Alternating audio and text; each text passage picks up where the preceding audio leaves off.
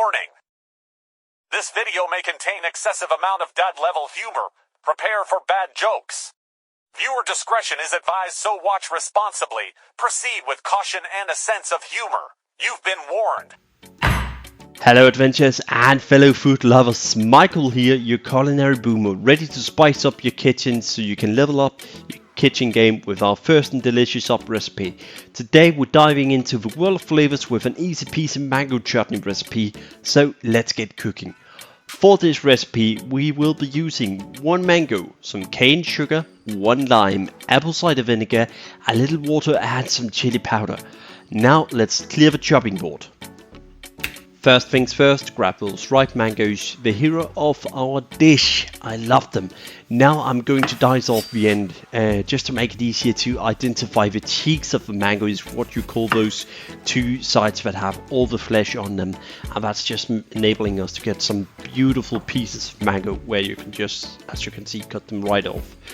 Precision is key, so yeah, make sure that you chop up your enemies really nice. Enemies? I mean mangoes, of course. We're chopping mangoes here. Chopping and slicing.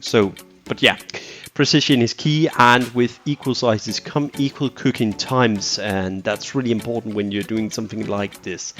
For this video, I've chosen a whole mango, but if you're in a hurry and you're a casual player, pre-sliced mango, either frozen or fresh, is just a-okay also for this step. Before I add everything into a pot, I'm just going to quickly talk about the recipe itself. If you don't have cane sugar, and normal sugar is just as fine for this. For the spices I'm putting in, I've gone with a little bit of chili powder in order to not get defeated by my wife. Yeah, she don't like spices. Like, really don't. Anyways, moving on. In case you also don't have apple cider vinegar, almost any cooking vinegar that you have in your kitchen can be used for this. The lime at the end, that's optional. You can also add a bit of extra vinegar just to make up for it.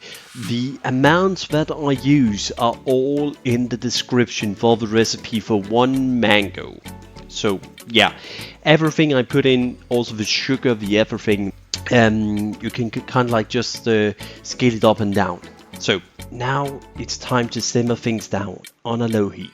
This is where the magic happens. The aroma fills the air, transport Vikings like me to the lands of India. And if you just take a deep breath in, you're gonna feel amazing smell in the air.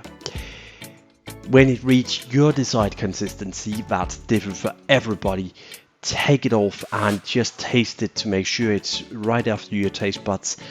If it needs a bit of sourness, like mine did here, I just add a bit of lime for it for the perfect tang. When you have the perfect consistency, it should be a little bit like a jam. It should be more orange than in the start. And that's also because the sugar is browning and the apple cider vinegar is cooking down with it. So this is what it should look like in the end. And here you can see my holiness and the perfect mango chutney, in my opinion.